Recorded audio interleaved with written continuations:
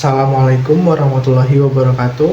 Perkenalkan, nama saya Alif Dito Adi Wibowo dengan NIM 2286230064. Pada video ini saya tidak sendiri, saya akan ditemani beberapa teman saya yang akan memaparkan beberapa pembahasan yang telah kami diskusikan.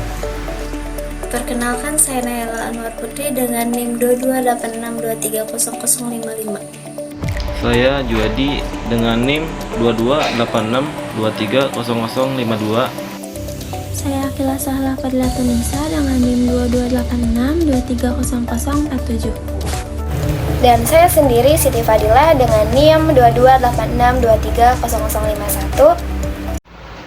Yang terhormat Bapak Febrian Awan Bahrudin MPD selaku dosen pengampu mata kuliah pengantar ilmu politik. Dalam video ini kami akan sedikit memaparkan hasil diskusi kami mengenai peran DPR dalam membentuk masa depan bangsa. Di sini saya akan sedikit memaparkan mengenai kurangnya kinerja DPR dalam membentuk masa depan bangsa. Di era reformasi ini memang membawa angin perubahan bagi DPR, namun dibalik harapan akan kinerja yang lebih baik, masih banyak catatan kelam yang menghantui lembaga legislatif ini. Lemahnya legislasi atau lemahnya output legislasi yang pro rakyat menjadi salah satu poin krusial. Hal ini tercermin dalam berbagai RUU yang tidak kunjung disahkan, ataupun yang disahkan namun tidak berpihak kepada kepentingan rakyat. Faktor-faktor kompleks turut memperparah keadaan, yaitu lemahnya kekuatan partai politik, koalisi pragmatis, dan intervensi elit ekonomi, penghambat otonomi legislatif DPR. Kasus UU Cipta Kerja menjadi contoh nyata di mana proses legislasi yang tidak transparan dan minim partisipasi publik menuai kontroversi dan keraguan akan kesesuaian dengan prinsip demokrasi. Kepercayaan publik yang rendah terhadap DPR semakin memperparah situasi. Hasil survei menunjukkan mayoritas masyarakat tidak puas dengan kinerja DPR. Hal ini tidak lepas dari kualitas legislasi yang rendah, proses legislasi yang tidak akuntabel, dan kecenderungan penggunaan legislasi untuk kepentingan tertentu. Memperbaiki kinerja DPR bukanlah tugas mudah. Diperlukan upaya kolektif dari berbagai pihak, termasuk DPR itu sendiri, pemerintah, masyarakat sipil, dan akademisi. Berikut ada beberapa adalah upaya untuk mengatasinya. Yang pertama, memperkuat partai politik. Partai politik perlu menjadi wadah aspirasi rakyat yang kuat dan mandiri, tidak mudah terombang-ambing oleh koalisi pragmatis dan kepentingan elit. Yang kedua, meningkatkan transparansi dan akuntabilitas. Proses legislasi harus dibuka kepada publik dengan melibatkan partisipasi aktif masyarakat sipil. Yang ketiga, memperkuat mekanisme check dan balance. Peran lembaga lain seperti KPK dan MK perlu diperkuat untuk mengawasi kinerja DPR, mencegah penyalahgunaan kekuasaan. Yang keempat, meningkatkan kualitas SDM. Peningkatan kapasitas anggota DPR melalui pelatihan dan pendidikan politik menjadi kunci untuk menghasilkan legislasi yang berkualitas. Mewujudkan DPR yang ideal memang membutuhkan waktu yang lama dan perjuangan, namun dengan komitmen dan sinergi dari semua pihak, bukan mustahil untuk mewujudkan lembaga legislatif yang benar-benar mewakili kepentingan rakyat dan berkontribusi pada kemajuan bangsa. Hilangnya kepercayaan masyarakat terhadap Dewan Perwakilan Rakyat dalam membentuk masa depan bangsa dapat berdampak negatif pada demokrasi Indonesia. Tingkat kepercayaan publik terhadap DPR dan partai politik masih rendah, seperti yang ditunjukkan oleh survei indikator politik Indonesia pada 2021 dan 2023.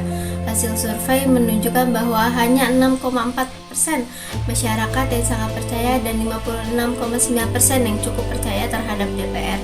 Sedangkan partai politik hanya memiliki 5,1% yang sangat percaya dan 50,1% yang cukup percaya. Keterpurukan kepercayaan masyarakat terhadap DPR dapat berdampak pada masa depan bangsa, karena masyarakat yang tidak percaya dengan lembaga legislatif tidak akan mempercayai pemerintah dan demokrasi. Hal ini dapat mengarah pada ketidakstabilan politik dan kekurangan legitimasi pemerintahan. Oleh karena itu, DPR harus berupaya keras untuk meningkatkan kepercayaan masyarakat dengan meningkatkan kinerja dan transparansi dalam menjalankan tugasnya. kurangnya responsibilitas kerja tenaga ahli anggota DPR RI. Tenaga ahli anggota DPR RI merupakan para profesional yang dipekerjakan oleh anggota DPR RI untuk memberikan dukungan dalam menjalankan tugas-tugasnya sebagai wakil rakyat. Mereka memiliki keahlian khusus di berbagai bidang seperti hukum, ekonomi, sosial, dan lainnya yang dapat membantu anggota DPR RI dalam melakukan analisis kebijakan, riset, penyusunan naskah, dan tugas-tugas lainnya yang berkaitan dengan fungsi legislasi dan pengawasan. Tenaga ahli ini biasanya dipekerjakan berdasarkan perjanjian kerja dalam jangka waktu tertentu yang merupakan bagian dari sistem pendukung dari DPR RI. Meskipun memiliki peran penting dalam mendukung kinerja anggota DPR RI, kurangnya responsibilitas kerja dari tenaga ahli ini dapat menjadi masalah serius yang perlu ditangani baik-baik. Kurangnya responsibilitas kerja tenaga ahli ini merupakan masalah yang dapat berdampak serius pada efektivitas dan kredibilitas lembaga legislatif tersebut. Salah satu aspek utama dalam masalah ini adalah ketidakjelasan dalam tanggung jawab dan harapan yang diberikan kepada tenaga ahli. Tanpa pemahaman yang jelas tentang peran dan tugas mereka, tenaga ahli mungkin mengalami kesulitan dalam memenuhi ekspektasi anggota DPR dan lembaga secara keseluruhan. Hal ini dapat mengakibatkan kinerja yang kurang optimal dan kurangnya akuntabilitas dalam pelaksanaan tugas-tugas mereka. Selain itu, kurangnya pengawasan dan evaluasi juga terhadap kinerja tenaga ahli ini menjadi faktor yang memperburuk masalah responsibilitas tenaga kerja. Tanpa mekanisme yang efektif untuk memantau, mengevaluasi kinerja dari mereka, tenaga ahli mungkin tidak merasa terdorong untuk bekerja dengan penuh tanggung jawab. Kurangnya transparansi dan akuntabilitas dalam proses evaluasi kinerja juga dapat menyebabkan ketidakjelasan dalam standar yang harus dipenuhi oleh tenaga ahli ini. Kurangnya pelatihan dan pengembangan juga menjadi hambatan dalam meningkatkan responsibilitas kerja tenaga ahli.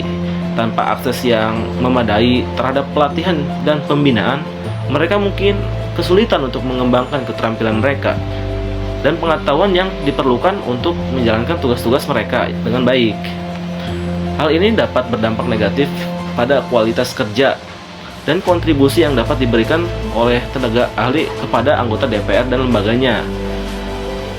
Dan kurangnya budaya kerja profesional dan kurangnya penegakan standar etika dan kode perilaku gitu dapat memperburuk masalah juga. Lingkungan kerja yang tidak mendukung integritas dan akuntabilitas dapat menciptakan norma-norma yang tidak memotivasi tenaga ahli untuk bekerja dengan penuh tanggung jawab. Oleh karena itu, penting untuk memperbaiki aspek-aspek ini juga, meningkatkan responsibilitas tenaga kerja ahli anggota DPR RI dan memastikan kinerja legislatif yang optimal sehingga masyarakat dapat merasa puas akan kinerja dari anggota DPR RI ini, sehingga tidak ada masyarakat yang merasa dirugikan atau tidak merasa puas tentang apa yang dilakukan oleh anggota DPR RI untuk bangsa ini.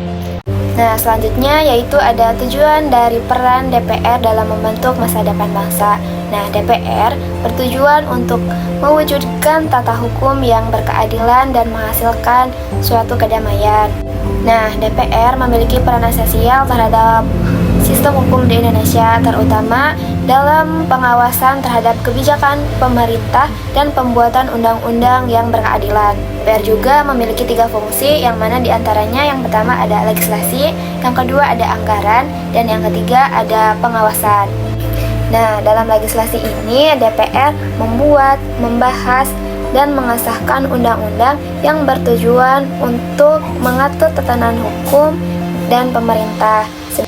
Nah, sedangkan nih dalam anggaran, DPR membahas dan memberikan persetujuan terhadap RUU tentang APBN. Sedangkan dalam pengawasan, DPR ini melakukan pengawasan dan melaksanakan undang-undang dan APBN-nya, yaitu ada beberapa tujuan peran DPR dalam membentuk bangsa, yang mana diantaranya Yang pertama ada membuat undang-undang yang berkeadilan.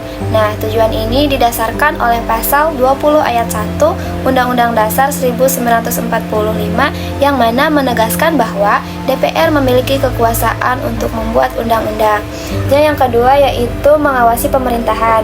Nah, tujuan ini juga didasarkan pada pasal 20 ayat 1 Undang-Undang Dasar 1945 yang mana DPR menegaskan bahwa DPR juga memiliki kekuasaan untuk mengawasi pemerintah. Yang ketiga yaitu ada mewakili suara rakyat. Nah, tujuan ini juga didasarkan pada pasal 20 ayat 1 Undang-Undang Dasar 1945 yang mana menegaskan bahwa DPR memiliki kekuasaan untuk memberikan pertimbangan kepada presiden. Yang keempat yaitu menghasilkan kedamaian. Nah, tujuan ini juga didasarkan pada pasal 20 ayat 1 Undang-Undang Dasar 1945 yang mana menegaskan bahwa DPR memiliki kekuasaan untuk mewujudkan tata hukum yang berkeadilan. Nah, dapat kita simpulkan bahwa tujuan dari peran DPR itu sendiri dalam membentuk masa depan bangsa yaitu untuk yang pertama yaitu untuk membuat undang-undang yang berkeadilan. Yang kedua ada mengawasi pemerintahan. Yang ketiga ada mewakili suara rakyat. Dan yang keempat ada menghasilkan suatu kedamaian. Selanjutnya ada manfaat. Tentunya Dewan Perwakilan Rakyat bisa membantu progres terbentuknya masa depan bangsa dengan beberapa caranya. Contohnya dengan membuat undang-undang yang mencerminkan kebutuhan dan aspirasi masyarakat. Lalu ada dengan cara mengawasi kinerja pemerintah untuk memastikan akuntabilitas dan transparansi dalam menggunakan kekuasaan dan dana publik. Lalu DPR juga bisa menjadi wadah bagi masyarakat dalam proses pembuatan kebijakan. DPR sendiri diharuskan membantu mewakili masyarakat Indonesia, memastikan bahwa suara mereka didengar dan juga keprihatinan mereka ditangani. Anggota DPR dipilih oleh rakyat sehingga mereka diberi wewenang atau mandat untuk mengambil keputusan yang bermanfaat bagi negara. Melalui fungsi-fungsinya ini, DPR atau Dewan Perwakilan Rakyat dapat membantu menciptakan kondisi yang mendukung pertumbuhan dan kemajuan negara ke depannya. Terbentuknya masa depan bangsa oleh Dewan Perwakilan Rakyat atau DPR juga karena DPR sendiri ini menghasilkan kebijakan yang mempromosikan pembangunan ekonomi sosial dan menjaga stabilitas politik yang berkelanjutan bagi kemajuan negara. Mempromosikan pembangunan ekonomi dan sosial di sini maksudnya seperti DPR membantu menciptakan iklim usaha yang kondusif, mendorong investasi dan menciptakan lapangan kerja yang dapat meningkatkan kesejahteraan masyarakat. Selain itu, kebijakan sosial yang dihasilkan oleh DPR dapat mengarah pada peningkatan akses pendidikan, kesehatan, dan perlindungan sosial bagi masyarakat. Selanjutnya, menjaga stabilitas politik di sini maksudnya DPR bertanggung jawab untuk memutuskan kebijakan yang mempromosikan dialog dan penyelesaian konflik secara damai. Dengan demikian, DPR berperan dalam mencegah ketegangan politik yang dapat mengganggu stabilitas negara, yang merupakan persyaratan untuk pembangunan yang berkelanjutan. DPR memainkan peran penting dalam membentuk masa depan Indonesia dengan memberikan keterwakilan, kekuasaan legislatif, pengendalian anggaran, pengawasan terhadap eksekutif, peran konstitusional, mendorong persatuan nasional, mendorong perdebatan politik, mengadvokasi kepentingan masyarakat, mendorong partisipasi masyarakat, dan memastikan pemerintahan yang bagus. Dengan demikian, peran DPR atau Dewan Perwakilan Rakyat dalam membentuk masa depan bangsa sangat penting dan harus diperhatikan agar Dewan Perwakilan Rakyat sendiri dapat menjadi lembaga yang efektif dan efisien dalam meningkatkan kualitas dan kuantitas produksi undang-undang serta meningkatkan transparansi dan akuntabilitas pemerintahan. Sekian dari kelompok 1. Wassalamualaikum warahmatullahi wabarakatuh.